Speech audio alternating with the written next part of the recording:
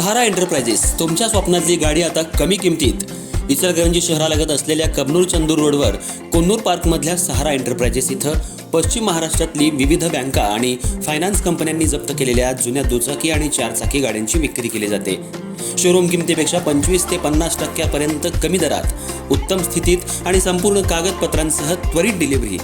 दुचाकी 20,000 पासून पुढे तर चारचाकी 50,000 पुढे. आपल्या पसंतीची कार किंवा बाईक आता अगदी परवडणाऱ्या दरात घेऊन जा. विश्वास, पारदर्शक व्यवहार आणि उत्तम सेवा हेच आमचं वैशिष्ट्य. पत्ता Konnur park, Kabnur Chandur road, Ichalkaranji. Proprietor Rajubhai Ajgar. संपर्क 8055810910 आणि 9860785786. सहारा एंटरप्राइजेस, दर्जा, विश्वास आणि बचत यांचं परिपूर्ण ठिकाण.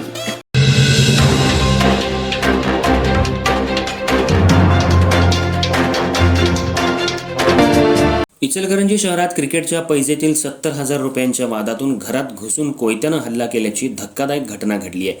या हल्ल्यात एका महिलेला कोयत्याचा वार लागून ती जखमी झाली असून शिवाजीनगर पोलिसांनी सूरज उर्फ चिल्या मारुती माने, निलेश मारुती माने, विशाल गणपती माने आणि सौरभ दाडमोडे या 4 जणांविरोधात गुन्हा दाखल केला असून त्यांना आज न्यायालयात हजर केलं असता न्यायालयानं पोलीस कोठडी सुनावली आहे. इचलकरंजी शहरातील मुस्तफा सिकंदर शेख वय 27 राहणार जयभीमनगर यांनी या प्रकरणी फिर्याद दिली आहे. त्यानुसार सूरज उर्फ चिल्या मारुती माने, निलेश मारुती माने, विशाल गणपती माने आणि सौरभ दाडमोडे सर्व राहणार जवाहरनगर इचलकरंजी यांच्याविरुद्ध गुन्हा नोंद करण्यात आला. ही घटना मंगळवारी सायंकाळच्या सुमाराला जयभीमनगर इथल्या शेख यांच्या घराजवळ घडली.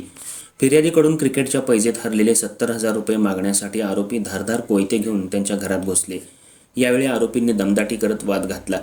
त्यानंतर सूरज उर्फ चिल्या माने यांना कोयत्यानं वार करण्याचा प्रयत्न केला. दरम्यान हा हल्ला थांबवण्यासाठी फरजाना चांद गडकर वय 42 या मध्ये पडल्या. त्यावेळी त्यांच्या डाव्या हातावर कोयत्याचा वार लागल्यानं त्या जखमी झाल्या. जखमी महिलेवर उपचार सुरू असून घटनेनंतर परिसरात काही काळ तणावाचं वातावरण निर्माण झालं होतं. या प्रकरणी शिवाजीनगर पोलीस ठाण्यात भारतीय न्याय संहिता BNS कलम 118(1), 351(2), 352(3)(5) तसंच आर्म्स ॲक्ट कलम 5 आणि 25 अन्वये गुन्हा दाखल करण्यात आलाय.